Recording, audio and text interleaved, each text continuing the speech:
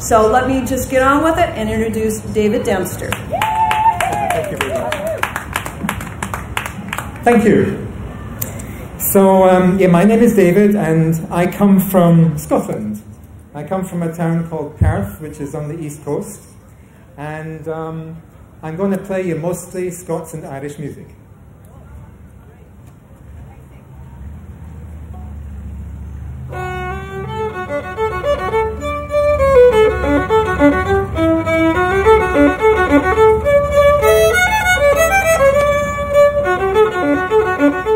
I played at this event a few days after John left us on December 6th, and so I played one of the tunes for him.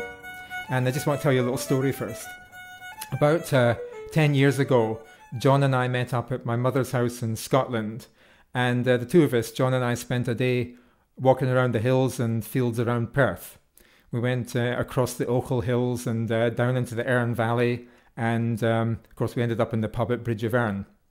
And John was 85 at the time. He walked around stoutly all day.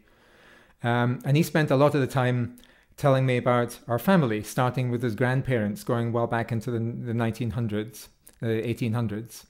And then he told me about his experiences during the war at Dunkirk and in bomb disposal. And amazingly, I had not known about that before. I always just knew him as the very nice uncle who came up from England, who was a distinguished horticulturist. So one of the stories John told me was about a bomb that landed in a field near Edinburgh, near Haddington. And so John got the train up to Edinburgh, and he went to look at the bomb and decided it was safe. So he popped it into his backpack and got on the train back down to England. And the problem was that the bomb smelled. There was chemical smells coming out of it. And the other folk in the carriage were looking around at each other, wondering what was going on, but not saying anything. So that was one of John's many stories, which he enjoyed telling me and I enjoyed hearing. And I'm not sure if the people were not talking because it was wartime or just because they were British. John ended up visiting my mother 26 times in her later years. He made that trek all the way from Bristol up to Perth, come rain or snow. And she loved having him visit, and I want to give him a big thank you for doing that. Yeah, the story behind this funny picture is that Mum didn't agree with wearing a hearing aid, but we discovered that if you tapped the telephone rest, it cleared away the dial tone, then we could talk to her across the telephone, and that was okay because it wasn't a hearing aid.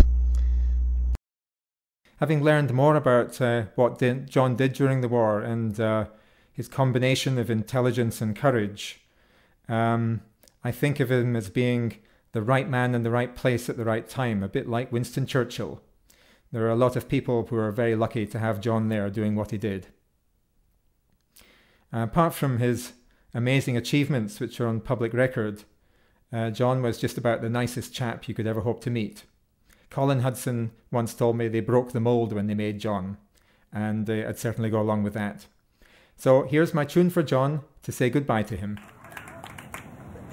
So I'm going to play one more tune, and I'd like to dedicate this to a wonderful man, my Uncle John Hudson, who went on his way last week at the fine age of 97. And he was a wonderful, wonderful man. And I want to dedicate this to him and to wish him well on his next adventure.